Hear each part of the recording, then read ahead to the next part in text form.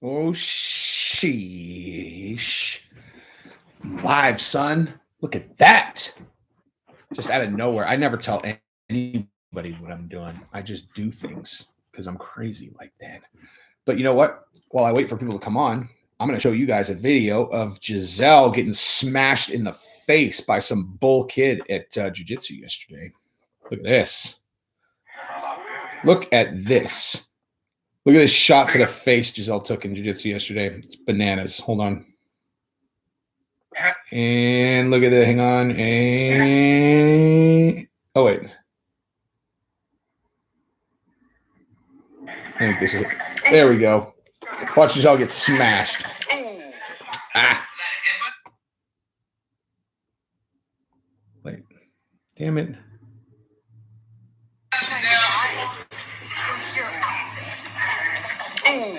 Just smashed. What's up, guys? Dude, you want to know what I found out yesterday at in class? We have like 5 world champion fucking fighters out of my jiu-jitsu gym. Like, there's this kid who's 13. I can't fucking believe he's 13 years old. I had no idea. I literally had no idea. The kid looks 19. He's 13. He's a world champion. There's another kid that's a world champion. We've got, well, I know for a fact the dude who brought me there the first time was the purple belt world champion. He's a brown belt now. But yeah, they just crank out world champions, man. I had no idea. Who do I think wins the rematch? Figueiredo, Moreno? I think Figueiredo is going to win again. And I think Francis is going to knock out Stipe as well. Corey, whoa, dude, Harmon, you paid and then retracted the message. Go ahead and put whatever you're going to ask down the bottom. Thank you very much. Wait, what was I answering? Corey Sandhagen versus Jan, who I got. That is a really tough call, dude. Wait, Corey, wait. Oh, Sandhagen. Okay. I'm thinking Aljamain because Aljamain's fighting him. Man, Sandhagen versus Jan, that is an incredible fight, dude. I think Sandhagen will win, actually. I don't know, man. Jan is an animal. I don't know. I have no idea. I have absolutely no idea. Well, thank you then anyway, Harmon Hayer. Dude, you want to know why I went live? Because there's nothing going on in MMA right now. It's like, dude, what am I going to do a video about? I'm like, Jesus. I mean, I guess I could do a video about Gane versus Rosenstreak and just say that I really hope Gane wins because he's a savage and he matches up really well with the other heavyweights, but I can say that in 1 second. So I don't know. I just did a hilarious video. I just did a hilarious video for Jesse on everything about how men's sex drive, how men interpret their sex drive versus how women do. And it's hilarious. Talking about it like for men, it's like being hungry for food. The video is awesome. It's uploading right now. Anyway, let's see. I don't hope Moreno wins because I want to see Cody Garbrandt fight Figueiredo. You know, and Tony Ferguson training with Freddie Roach. I'll tell you exactly what I think. How about 10 fucking years ago? You know how good Tony Ferguson would have been if he would have done that 10 years ago? If he had 10 years of Freddie Roach, I mean, geez. It's actually, I mean, it's good, but like, and look at honestly, okay, here's exactly what I think about that. It's a great question. Excellent question. Here's what I think. I think that Kamaru Usman, his striking against Gilbert Burns demonstrates how much a dedicated fighter can improve in a certain area if they have the right coach in a short period of time. So like Kamaru Usman started training with Trevor Whitman when they first announced Gilbert Burns versus Usman, which I believe, if I'm remembering correctly, ballpark a year ago. And he looked so good, man.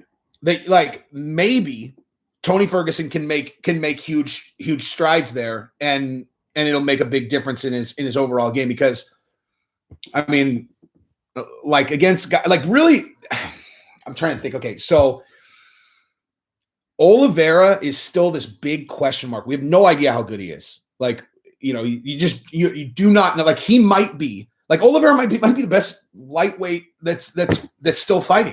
Like if Oliveira One reason to root for Oliveira is if he beats another couple guys, it's not just that he'll become the champion. That might coax Khabib out of retirement, because he's on a streak. Well, like that's the only way Khabib's going to come out is if he feels like a genuine test in front of him, and someone's going to have to do it quickly enough where Khabib has only been out for a little while and he still wants to come, rock and roll. But Xander, where do you live? Depends on where you live, bro.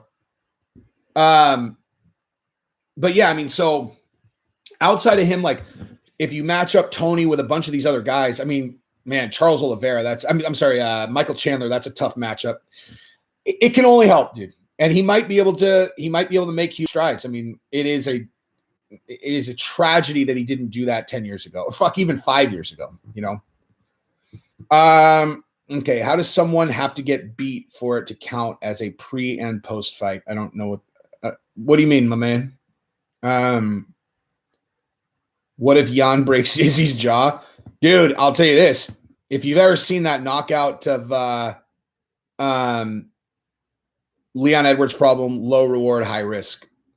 That is why the Leon Edwards fight against Hamzat was so perfect. But because for Hamzat, there was huge upside if he beats him. Wait, what was I answering? I was answering something that was a really smart question. Gavin, thank you very much, sir. Pre-Connor, post-Connor Aldo, because okay, wait. So let me go back to your original question. Hang on. So how bad does someone have to get beat to count as a pre and post fight? I don't think it's a matter of like how badly they get beat. It has to do with how they recover psychologically. It's like, I mean, for an Aldo type thing, that was a very unique situation in my opinion. Like, now this is like the psychology thing that I think I'm pretty good at. And what I think for Aldo was he had won for so long, and he had such an aura of invincibility around him that, like, to have a guy who came in there and just utterly disrespected him the way that Connor did was so foreign to him and got him so worked up, because it was like his entire identity was built around being this invincible fighter who, like, couldn't be beat. My buddy Bill, who I do jiu-jitsu with, he was talking about this last night, because he's like in his if you met this guy and I told you he's in his mid 40s, you would never fucking believe it. He's in the best shape. He looks, he's Asian, and so like he's like one of those like incredible genetics Asian guys. I have two buddies like that, Bill and then my other buddy George, where you could just tell they're either both big, they're both built really, really solid, and they just look like they never age. But he was saying that, like, so he's really fucked up, his elbows, his fucking shoulders, his knees, everything. And we were talking about, I was like, dude, if you took 4 months off, do you think that your body would put itself together? He's like, dude, I took 1.5 years off because I was so torn apart. And he was just saying how that affected him when his entire identity is built around like being in incredible shape, like fighting, and he does all this Navy SEAL training, all this shit. And he just said that like what? Greg Goldman is on my live? Dude, and he retracts it. Unbelievable. Put that back up, dude. No, but anyway, so I think Jose Aldo's entire identity was built around being this like invincible fighter that couldn't lose, and then when Connor went in there and just utterly eviscerated him, like in the pre-fight, and then knocked him out in 15 seconds, I just think it broke him. Like, I think it just literally, like, it broke him who he was, man. Like, I think it broke him as a person. Okay, wait, so Zimmerman is laughing at what Greg said, and I don't even know what it was. Someone else just... Dude. Francis Mugan. Is Dana losing favor with the majority of fighters due to how he picks the golden children? Does it actually matter if they lose? It doesn't matter. It makes no difference. Dana has, like, Dana is their daddy as far as anyone is concerned if they're in the fight game. Like, seriously, like, think about this. If you're a professional fighter and you have designs on making enough money to never have to work again for the rest of your life, which is all their goal, right? Like, whether or not, not very many of them actually do that, but their goal is to do that, right? So if that's your goal and you go, hey, Dana White doesn't like me, Dana White is going to make sure that I don't accomplish that goal. not a lot of options for them aside from that. Like, what are they going to do? They're like, okay, well, I could do it in Bellator. I could be like one of like 2 guys that does it in Bellator, or like maybe I could go to Singapore and do it in ONE FC. Like, Dana literally holds the dreams of every single fighter in his hand. Kimbo Slice prime or Mike Tyson now? What, like, in what context? Street fight, boxing match? You know, that's an interesting question, actually.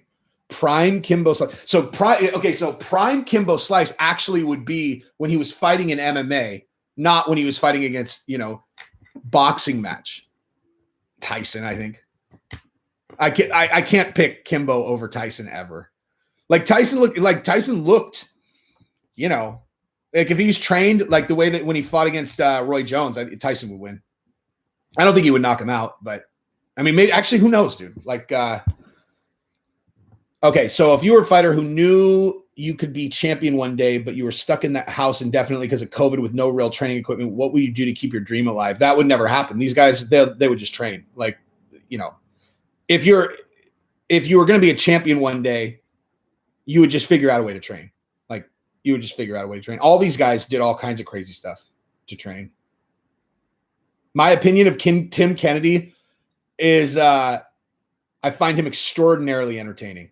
Like, I did a whole video on this. I don't know if you guys saw this, but like when Tim Kennedy is so incapable of humility that he did a video like when he was trying to demonstrate humility. He told this super long story. I put it in a video where he was talking about what it's like to be in special forces and he was trying to demonstrate this lesson where the unit taught him that it's not all about him. It's about the unit. And the story that he told, okay, was this. I will retell it because it's fucking hilarious. So it was kind of early in his special forces career. They were gonna deploy on some mission with, you know, whatever. They were gonna go raid some terrorist thing or whatever. And they put Tim on equipment duty, right? Where the job of one of these guys is to make sure all the rifles are loaded, to, you know, all the bags are packed, all that stuff, right? And he got super bent out of shape, right? So he like went to his platoon leader. He's like, dude, you need me on this. I'm the fastest guy. I'm the toughest guy. I did all this, blah, blah, blah, blah, blah, blah, blah. And the platoon leader's like, okay, Tim, I told you what you're doing. Like, go do it. And Kennedy said that instead of like going and actually making sure all the ammo's loaded and all that stuff, he just pouted like a little bitch. And they went on the deployment, you know, nothing happened. They come back. So the rest of the story is he's like, so afterwards, the platoon sergeant calls me into our training room, and every single member of my Green Beret platoon is lined up. And he's like, put on the gloves. And so Tim Kennedy puts on, he got gloves up, you know, headgear, all that. And he goes in and they're going to line him up, right? So the Green Beret, I think he said that there were 12 of them, right? And so in this story, he goes through and he's like, and the first guy, you know, he's good and but I tapped him out. The next guy was good. And basically in this story, he gets to where he beat the shit out of 8 Green Berets, and then he was tired. And then so the 9th, 10th, 11th, and 12th Green Berets beat the fuck out of him, right? And humbled him. Okay. So in his story, and then he's like, you know, he's like, so what I learned, they were teaching me, like, they did it out of love to like teach me it's about the unit and that I by myself will never be stronger than the entire unit. And I learned my lesson and blah, blah, blah. I'm like, so this motherfucker showing humility. The story he tells is about him beating the fuck out of 8 consecutive Green Berets. You know what I mean? Like, if you actually think about the story, you're like, hang on. So this is you being humble, like talking about beating the fuck out of 8 consecutive special forces guys, and then you got tired and lost fights after that? Like, how is that being humble? It's the most ridiculous thing ever, dude. I'm talking too much, lad. Hey, guy, I'm live. Do you see anyone else who can fucking fill the airwaves? I would call that idiotic feedback. Who wins 4 in a row? Oh, wait. Who wins in a 4-man tournament between Cejudo, Demetrius, Figgy, Garbrandt? Ooh, that is an excellent question. Wow, that's a good question. I could do an entire video on that. Cejudo, Demetrius, Figgy, and Garbrandt. Fucking A. I would be so stoked. Yeah, it's hard to bet against Triple C, man. Yeah. I'm going Triple C. But God, I would be, if they announce that, I would be so excited. Papa Placid Penis. Thanks, brud. What specific thoughts on UFC 259 Izzy versus Jan? Weight class you think is the most promising, or still debating we are almost certainly moving to Nashville. I mean, like I would say 90%. We're definitely moving in that part of the country. So Jesse on Fire versus Joe Rogan. Joe Rogan 1,000 out of 1,000 times. Dude, have you ever seen him kick a bag? One of my organs would blow up. Okay, so UFC 259. So, well, actually, let me go backwards. Weight class that I think has the most promise is bantamweight. That is fucking stacked. Like, if you look at bantamweight and you go from champion down to 15, there are no easy fights. Like, literally not one. There is not one fight between any of those guys where you're like, that guy would run through that guy. And then on the Izzy versus Jan, gosh, honestly, like this is one of those things. Like I will totally admit that I feel very gun shy picking fights right now, because every time that I feel confident and I pick a fight, something else happens. But like the smart money, okay, like if I was going to if I had to bet on this fight, which I wouldn't bet on this fight. But if I had to bet on this fight, I would say that Israel Adesanya versus Jan Blachowicz looks very similar to Israel Adesanya versus Paulo Costa, right? Like Jan is just a bigger and stronger Paulo Costa. The other thing is you don't like when a guy goes up in weight class, usually the guy who is the lighter weight wins because they're used to people moving faster. Like the speed advantage generally outweighs the power advantage, because they're just like, it's like track stars running with a parachute behind them. And then it's like, they get used to running with a parachute, then you take the parachute off. So like imagine, in fighting, power's not the thing. Like power is not like the best way I can describe. Okay, like imagine if you were right here, and I know I've used this metaphor a million times. Like this is your face, okay, and I'm standing right next to you, and I just go from right here. Like think about how much that fucking hurts. Like if I just punch you in the face from there, you know what I mean? There's nothing on that, nothing. And so like the difference between whap and and then someone who's a little bit smaller doing the same thing, versus the ability to actually land it good, which is all about speed and precision.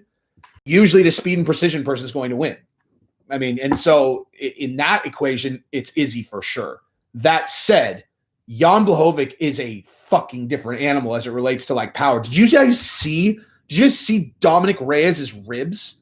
Like, seriously, you guys see his ribs in that fight? Like the fucking guy, like Jan landed 2 or 3 body kicks and his entire rib cage was black. It's like, I mean, it's like, I'm trying to, I mean, it's not, and the other thing too is it's not like he's like a fair skinned guy. You know what I mean?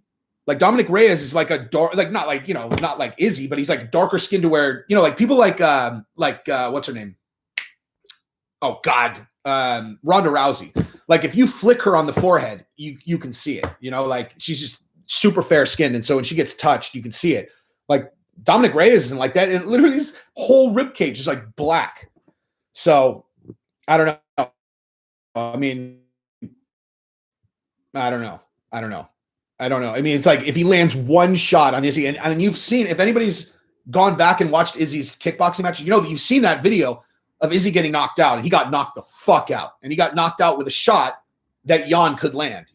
Although that was years ago, and you got to figure Izzy has thought about that shot a million times, probably trained a million times to never get hit with a shot like that again. So, yeah, I don't know. Do I think a prime Tony was elite? Yeah, of course. I mean, yes. I mean, of course. He won 14 straight fights, man. Okay, wait, hang on. How do you think post-suspension Dillashaw performs in his next fight? I can't imagine him having not having ring rust at 35. People, yeah. Oh, dude, that's a great question. Also, you got to consider. Okay, I don't know if you guys didn't watch the Cody Garbrandt and Joe Rogan podcast that was on the other day. It's a really good one. Like Cody Garbrandt is a very, very like calm, charismatic guy. Like I find myself getting very drawn into his interviews and like really like wanting to listen to more stuff that he talks about. And one of the things that he talked about a lot of this USADA testing, and what he talked about is that it wasn't USADA that popped TJ Dillashaw. It was the state athletic commission. And there's there's all this weird, crazy testing you have to do to test for EPO. So, and if you go back, like just go back to TJ's fights, what they always talked about, how his endless gas tank was one of his biggest weapons. He never gets tired. I am going to say I have a hard time believing now that he wasn't using EPO prior to that. I mean, that's what I think. I think he probably was using EPO before. Now, it's not like he needed an endless gas tank to finish guys. He can knock guys out in the early rounds, but I don't know, man. Knowing that you have an endless gas tank and knowing you can go full throttle and not have to worry about getting tired is an insanely huge weapon in a fight. Like those guys are fighting against the gas tank as much as they're doing anything else in there. Like they know, just like imagine what it feels like. Like I don't, if you guys have ever trained, all the guys, like when I used to train, like I hated it because like my trainers would always get me super fucking tired before they would even let me spar. And I would just be like, dude, I'm not good enough for this. Like, just let me spar fresh. Like I had to like argue with them to get them to like, let me spar fresh. Cause I could just feel, I'm like, dude, like, let me fucking do this a little bit first when I'm fresh. Cause like, when you're tired, you're like, oh my God, it's like, and I was in pretty good shape, but like the difference between sparring fresh and sparring tired is astronomical. And so like, knowing that you're never going to get to that tired state and being able to go, it's a tremendous weapon. You can throw way more punches. You can throw way more kicks. So if he was on EPO and he's not on EPO anymore, it's going to make a huge difference, I think. The plan is definitely to move to Nashville. We're moving this year for sure. And so Nashville is probably where we're going to land. Is TRT and HRT in MMA ethical? I think pushing your body further when you've already taken that much brain damage isn't good. You mean wait, what's HRT? Hormone replacement therapy. Yeah. Ethical. Ethical. So I would say that you just have to have consistent rules. Like if TRT is okay for one person, it's okay. Like it's either okay or it's not. They should have guidelines of what you can supplement up to. I actually don't really think it's unethical if people supplement testosterone as long as they're inside of what would be normal ranges. It's like, okay, so some people have what I think it's like 250 up to 1,000. And candidly, that is a huge range. So like there is certainly an argument that you could say, like, if someone naturally has testosterone that's 900 and another guy naturally has testosterone that's 200, like it's almost not fair to just not allow the guy with 200 to supplement up to where the other guy naturally is. I mean, that's the argument I would make if I was going to argue for it. And candidly, I just want to see guys fight like later in their career because I'm selfish. And I mean, like I loved watching Randy Couture fight till he was 48. You think he could do that without TRT and fucking HGH? No way. What do I think about McGregor and Poirier 3? I don't think anyone can confidently pick that fight is what I think. Garbrandt ratted his team out in an interview. No. Okay. That is a mischaracterization of what happened. He was yelling at TJ Dillashaw and then without thinking goes, "You're the one who showed all the guys at Alpha Male how to do it." And then I'm sure afterwards was like, did I just say that out loud? What the fuck was I talking about? What happens in middleweight if Izzy wins? Izzy will probably go back down. Actually, it depends on what John Jones does also.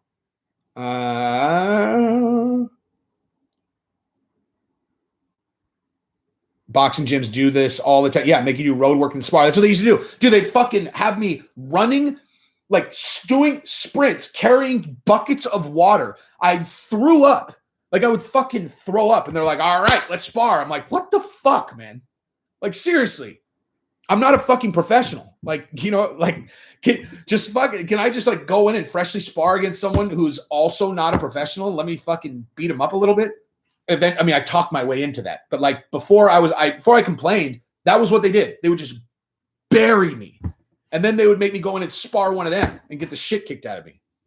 Bullshit. Selfish motherfuckers. Anyway, let's see. What do I think of Cyril Gane? He is a killer, dude. I'll tell you exactly what I think of Cyril Gane. I think everyone should be rooting for him. everyone should be rooting for Cyril Gane because Rosenstreich is cool and fun, but he's not gonna give a run to Francis Ngannou ever. And he's not going to give a run to Stipe. He's not a scary opponent to those guys. Cyril Gane is a terrifying opponent for either of those guys. Like Cyril Gane is what? How much does fucking Cyril Gane weigh? Hang on for a second. Let me look this up because he's a fucking monster. Like what did he weigh in at yesterday? 258. God damn. God damn. He's 6'6", 258, and he's 30 years old. Okay, like okay, that I didn't even realize he was that young because he had such a strong like kickboxing career. I didn't realize he was so young. So answer again, you have to root for him because he makes he has incredibly like exciting matchups. If he knocks out Rosenstreich, then he won't get the net because they're gonna have John Jones fight whoever wins Francis versus Steve. By the way, did you guys see the video of John Jones smashing pads at whatever he weighs, 250? He weighs 254 pounds, I think. I'm pretty sure that's what they said. I'm pretty sure that in that last thing they said he weighed 54 or wait, 240. I'm pretty sure that thing said today that he was 250 and he was kicking and punching pads. He looked fast and he looked powerful. And I was like he did a spinning back kick into the dude holding pads and the dude literally flew back 10 feet. And it was like that spinning back kick, man. That's the one. Hey, wait, Placid, you live in Nashville? Fuck should send me places to eat. You can come over and watch the fights when I move.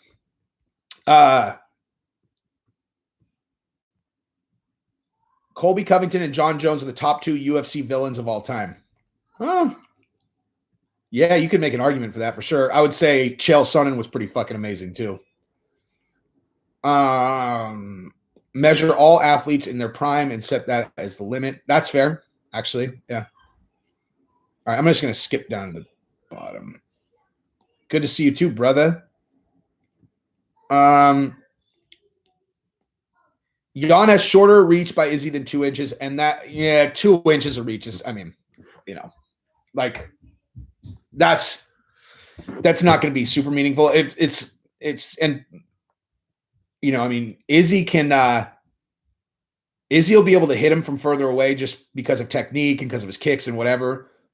But man, when he throws that jab, he's going to have to fucking stick and get the fuck out of there. Out of there. Because Jan with that counter hook, dude, like, geez. 254, that's what I thought, dude. That's what I thought. I think Nick Diaz is going to surprise the hell out of all of us with the return. I would love that. If he hasn't done it by now, it's kind of like, I don't know. Like, I don't know. I don't know. I just don't know. Like, I would love it. Whitaker versus Costa, April 17th. I think Whitaker probably wins, but people forget how good Costa is because Izzy made him look like such a fucking sucker. I mean, think of what Izzy did to both those guys. Like, seriously. Like, think of how easily Izzy dismantled Whitaker and Costa. And he fucked those guys up. Like, he hurt him bad and then buried him. Like, Izzy is so much better than these guys, man. I did not listen to the Kevin Holland JRE episode. I didn't even know that he did it. Dude, Rogan on Spotify sucks, man. Because I don't like the only reason I would ever go to Spotify is for Joe Rogan, but I'll go look up, especially the DP one. Prime Khabib versus Prime BJ Penn. Come on. There's nobody who's going to beat Prime. No, there's no one at 155 that you can pick over Prime Khabib. BJ Penn would be interesting because he has exceptional jiu-jitsu, but with Khabib raining down elbows in his face, Khabib will win. Joe sold out. Hey, let me tell you something, fellas. If someone offers me $100 million to stop posting on fucking YouTube and do it on Spotify, there will be skid marks behind me running to sign that contract.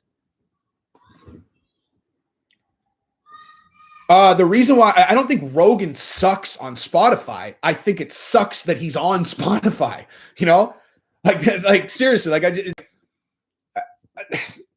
like the only reason to open Spotify is I'm like, you know, I'll see like a clip of, I'll see a clip of something that I want to see. And then I'm like, okay, fuck, I guess I'll go open Spotify, find Joe Rogan. And, you know, like I loved when they had them all chopped up on YouTube. And then you had the whole thing. And like, you know, because really what I would do most of the time is I would just watch the clips. And, you know, if there was someone who had like 2 or 3 good clips, I'm like, man, I should probably just watch this whole thing. But yeah, I mean, it's awesome for fucking Rogan, man. Like if you're rooting against Joe Rogan, as a matter of fact, I don't even need to say it. Anybody, if you guys like anybody who's watching me, there's no way that any of us are rooting against Joe Rogan. He's just like a dude who's, especially if you listen to like about how he's made his career choices, it's like, man, God, that's so simple. Why didn't I think of that when I was fucking 18 years old? He's just like, yeah, I just kind of like doing this for fun. And he's like, and then that turned into a career. And I just thought this was kind of fun. It turned into a career. That's basically what I'm doing here. Is like, I do this shit for fun. And I think eventually it'll turn into something I can do full time. Joe Rogan, DMT God, put some respect on it. Yep. I smoked the toad, son. I smoked the toad based on all the people talking about it on Joe Rogan's podcast. That was a, have I ever talked about that on here? I don't think I've ever, I know I didn't do like a full video on it. I might have talked about it when we were live. Will Colby ever be champ? Yeah, the toad. You know, like the real DMT, like the one that is from a frog in the desert. There's like synthetic DMT and then there's the toad.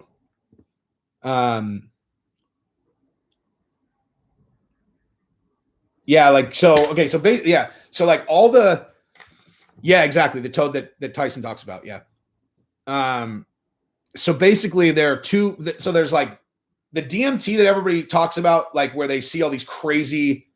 Thank you, Nick. Where they see like all these like crazy visions and stuff. That's synthetic DMT. So that's not the toad. The toad, like the toad's not like, you know, oh, I saw this. You know, I went on a rocket ship into the fucking forest and then there were some like elves and shit. Like that's synthetic DMT. The toad is not like that. The toad is like,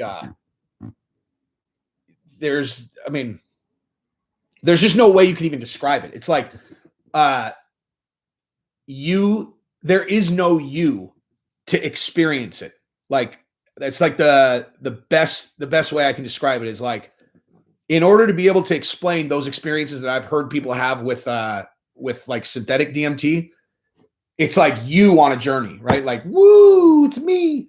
Like with the toad, there's no fucking you. Like you become part of for me. Yeah, MEO, exactly. You just like for me.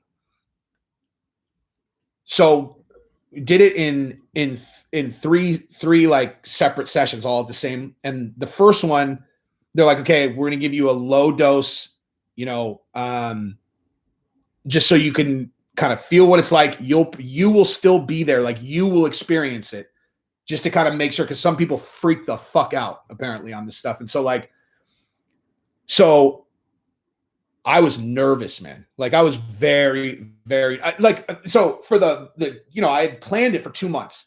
And during that whole 2 months, I was like, I was nothing but excited. I was like, dude, I'm going to go find out the nature of the universe. You know, I'm going to go find out where we go after we die. All this, you know, like I watched all the stuff online where I was like, damn, dude, I'm going to literally find out the secrets of the universe. And I was nothing but excited. Then like 4 days before I did it, I talked to this girl who knows a lot about this stuff. And she told me, she's like, yeah, she's like, I really just don't do well with really heavy psychedelics. And I was like, yeah, but I've only ever heard of positive experiences with the toad. And she's like, really? I was like, yeah. She's like, oh, it can be incredibly traumatic for people. I was like, really? And she's like, oh yeah, like really traumatic for people. And so I was like, fuck. And so I was like legit afraid, man. Like I was afraid. Yeah. Zimmerman, that's exactly right. And then so I did it, and that, you know, we did like the first one, and immediately, like I'm talking the minute that it hit my lungs, I could just feel, I was like, oh, this is a good thing. Like this, I could just feel, I was like, there's no scenario where this goes bad. Like this, no matter how heavy this gets, it's not going to be bad. Like it's going to be a good thing. And I just can't even explain it. It's like, in that one, I could kind of like feel that I was still there. And it's just like, I'm like all these like designs and I kind of, you just become a part of like all the stuff around you, and it's like, you come out of it just kind of like, man, none of this shit matters, like none of this shit matters. Like, I don't really know how to how to describe it better than that. You're like, man, all the stuff that I stress out about, like none of it fucking matters at all. It just doesn't matter. And simultaneously, I came out of it. And while I was still heavy on it, but like kind of back, I had this huge realization, like a fucking massive realization about my own life that was really important strategically to what I was going to do. And like something I don't know, understand how I was thinking about it so unclearly, right? And I was like, give me a piece of paper, and I like wrote it all down. And I was like, do this, do this, do this, do this, do this. And I gave it back to him. Also, I did exactly that. I literally did exactly what I laid out. And I ended up now in this incredible position. Like, I actually probably shouldn't talk about it because I don't think the company would want to be associated with this story in any way. But I have an incredible job now that I would not have had. And it was all because of like how I was like, okay, do that. And then I just went and did it, and it worked. The second one was the one, oh my God. Yeah, salvia is nothing like DMT I've heard. They're like the way someone described it is they're like DMT is like a gift from God, and salvia is like a witch's brew that someone tricked you into drinking.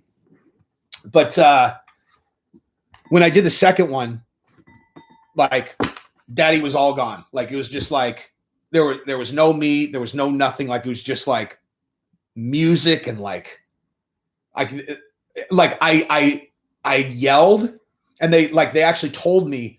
So like when they told me what I was doing while I was under, like I was making all these noises and shit. I remember hearing those noises when I was in there, but it wasn't me that was doing it. I could just hear those sounds, and they went forever, fucking forever. Like it was just like, I don't know. Anyone who's ever done psychedelics, it's fucking impossible to explain. But yeah, it was pretty heavy. Oh, the Oklahoma football player bar fight. Did you guys see my Instagram? Because I donated to that kid's defense fund. The kid that beat up the Oklahoma football player. He has a GoFundMe. I put the link in my Instagram. He's getting that Oklahoma football player suing him, and so he's raising money. He's got like 60K built up now, which is good because it's ridiculous. Like, I mean, the kid had a bloody nose. Obviously, those guys started it, right? You got put in the back of a trunk on a quarter of. Dude, someone put you in the trunk of a car while you were on first of all, a quarter of mushrooms, that's a big dose, man. I've never eaten them. I've never eaten that many. But do I think Colby will ever be champ? That would require me to think Usman's going to lose, and I don't.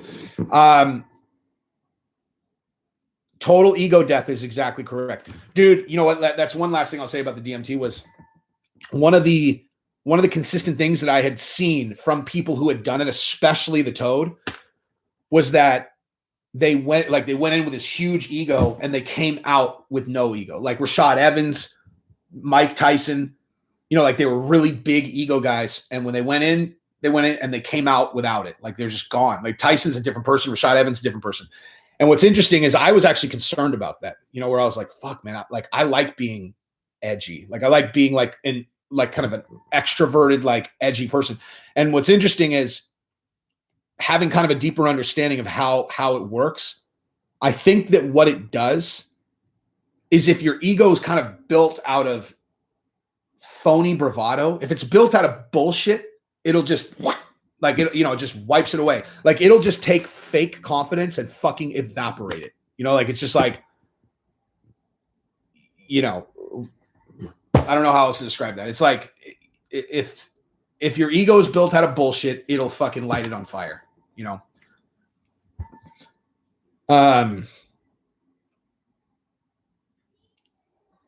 What do we see here?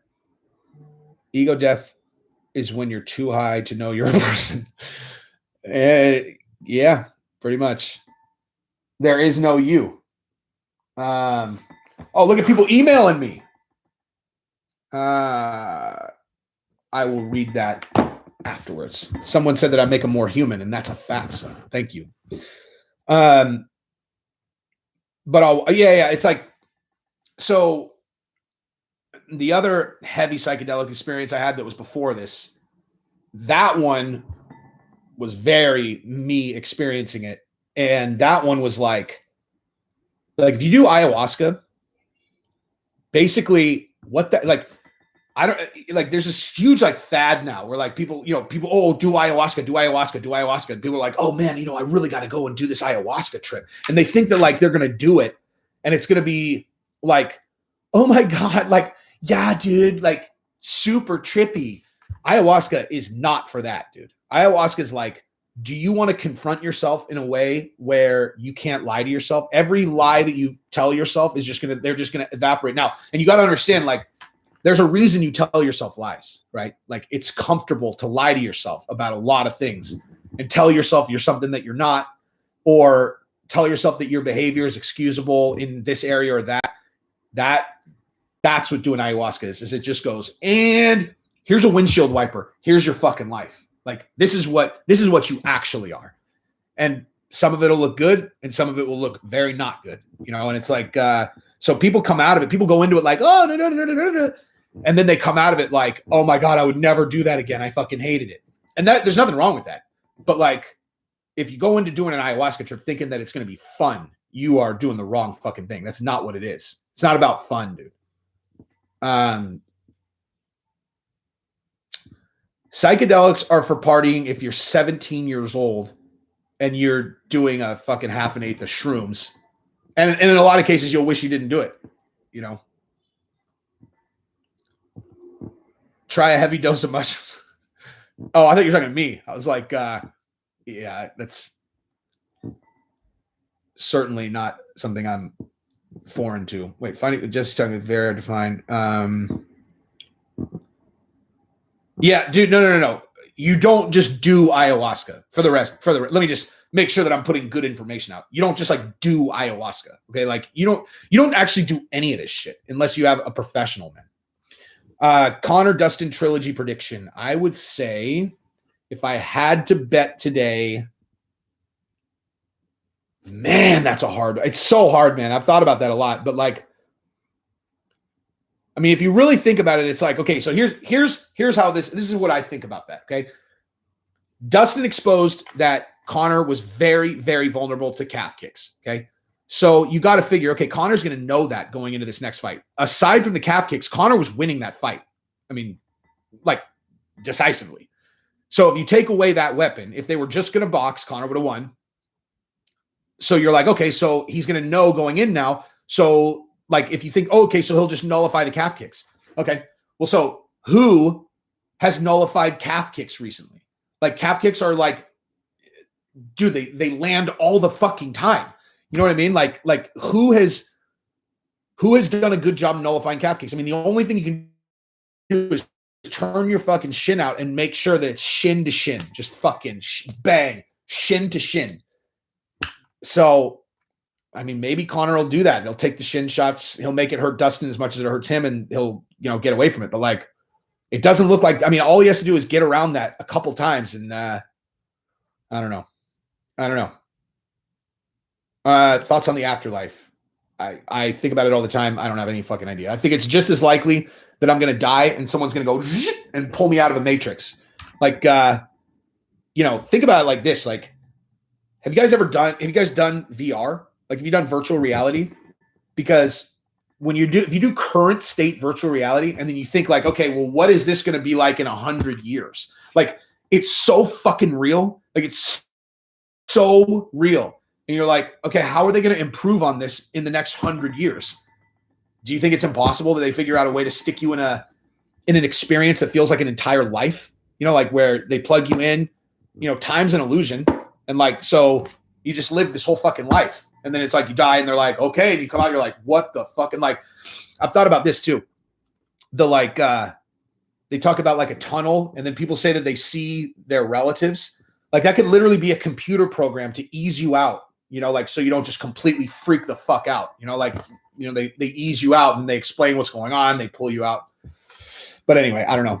Those are the types of things I think about. All right. $9.99, or I'm sorry, Jaros. Thank you very much, man.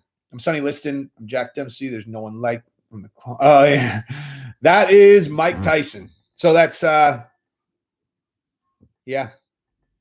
Tech will become biological. See, that could be honestly what DMT is, man. Like, who fucking knows, man? Who knows? My thoughts on crypto. Let me answer that right now. Hang on. Let's see how we're doing. Oh shit, then I gotta go. I'm taking the family out to dinner. Oh my God, I got fucking obliterated today, man. Bitcoin's at 46. Dude, how much money did I lose today? Jesus. Man, I got fucking killed this week. But anywho, neither here nor there. Well, Connor tweeted no more Mr. Nice Guy before I said that, but yeah, I mean, we'll see. I like Kevin Lee versus Tony Ferguson. One of them's got to go, man. It's called simulation syndrome. It's hard to get someone out of it because they might be right. In the end, there's nothing we can do. So just enjoy it. Yeah. I mean, I don't know if it's like a syndrome, but I mean, if someone was like, look, man, 50-50, are we in a fucking simulation or are we going to just go black afterwards? Or is there something else? Like, I would be like, fucking no idea. How am I so confident? I have no idea, man. I just realized at some point, if you say things confidently, like the only way anybody can break your balls about things is if you are unsure of them. Like you literally, like if seriously, I actually tried to do a video about this last night and I was like, this is just not coming out right. But like, if you're confident, you can literally say anything. Like I could just say something like, yeah, the entire time that I was dating Gabrielle, I like used to search her phone all the time, like look through all her messages and shit, because I just wanted to make sure, you know, just make sure. I mean, it seems like the kind of thing most people will be ashamed of. I don't give a fuck. That's exactly what I did. Or like, geez, Jesse, what do you do with your free time? I color coloring books. There was something else I used as an example last night where it was like something else that I've said that I just like, yeah, you just say it confidently and then you just forget that it's something you should be ashamed of. I'm not super into medieval history.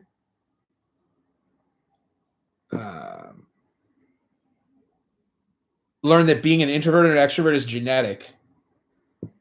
Interesting. That's interesting.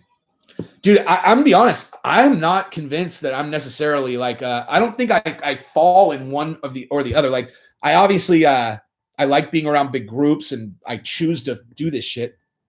But you know, where they say introverts like have to like go home and recharge, like I have to do that. That's actually not true. That's actually completely not true. What the fuck am I talking about? If I'm like on a trip with my buddies, like I can just be with them the whole time. DMT, I'm sorry, man, you're gonna have to go back in this thing because I already talked about it to everybody else.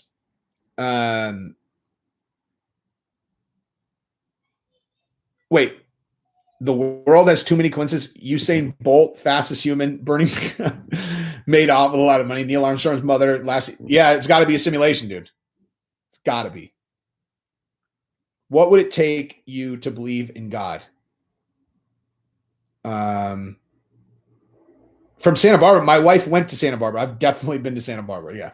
My wife went to UC Santa Barbara. What would I do with Tony Ferguson? Oh, Jesus. I read that. I interpreted that weird. I would have him fight Kevin Lee again. I think actually that's I like that matchup because one of them can kind of get right back in the thing. All right. It's 4:20. I got to jump. I'm going out to dinner. I'll be in Walnut Creek. So anybody's going to be in Walnut Creek, email me. I'll tell you where we go. Peace.